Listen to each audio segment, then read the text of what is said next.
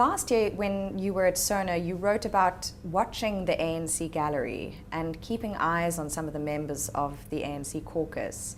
Who will you be looking at this year during Sona? Well, I'll be looking, if I can get my usual seat, which enables me from the press gallery to look across at the ANC benches. I'll be looking to see, first of all, whether the front bench, that's the ministers in cabinet, how they look and whether they are giving a sense of a cabinet that is seized of the moment, that has a plan, that looks confident despite the challenge.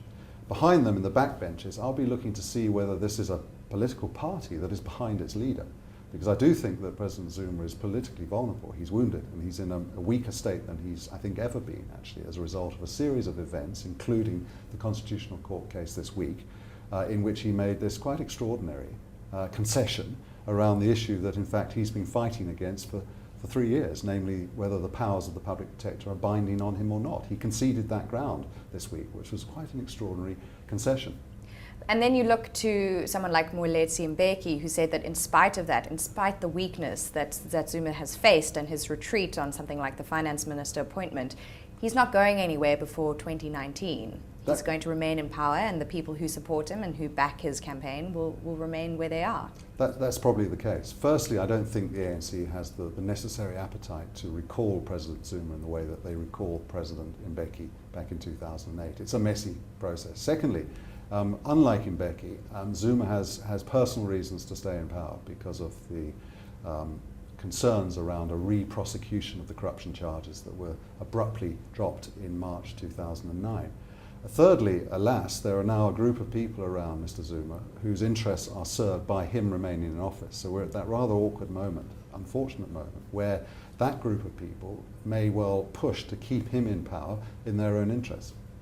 And if we come down to the speech itself and what Zuma says when he stands up on that podium, what about what he says and how he says it speaks to his leadership? Because if you look at the performance last year, it was almost an echo chamber once most of the opposition MPs had left, and yet at the end of it there was an applause, there was a procession out into the National Assembly, and then, according to your version of things, cheering, singing, dancing in the rain. So what does it matter what the opposition parties are up to? Well, the ANC last year somehow summoned a sense of solidarity in a difficult moment. And of course the ANC, like many political parties around the world, will show solidarity when it feels it's under attack. Now, whether that means that there's confidence in Zuma as a leader or not, I rather doubt. And certainly what I'm going to be looking for in this year's Sona is to see whether the mood in the House shows support for him. I remember in 2010, his first real State of the Nation, which was frankly a little bit of a disaster in terms of the construction of the speech and the delivery of the speech. And you could see the lack of morale and the sort of sense of dispirit amongst the backbenchers of the ANC as they kind of looked at their shoes and big bubble out of their head. How did we elect this guy? How did we end up with this guy? Since then, his speeches have improved. 2011, there was the big announcement around the strategic infrastructure projects and a sense of purpose in government. That was a good speech, and it was reasonably well delivered and well received. 2012, 2013, okay. 2014, not great. A president under pressure, and yet a political party that responded to the challenge from the EFF. And I think that was the important point last year. The EFF behaved so badly in the Sona that what that did was to rile the ANC into a sort of provoked sense of we're at war here, political war, and it brought them together. I don't think it was Zuma that created that. It was the EFF, actually. And what Stephen Friedman called sort of toppling the political cart. So the EFF, by not abiding by the rules, by not following the procedures of Parliament, really kind of ruffled feathers to the point where the ANC had to act. But interestingly, you wrote in April of 2015 about Mmusi Maimane perhaps sort of, pulling Zuma down from his throne, if you will.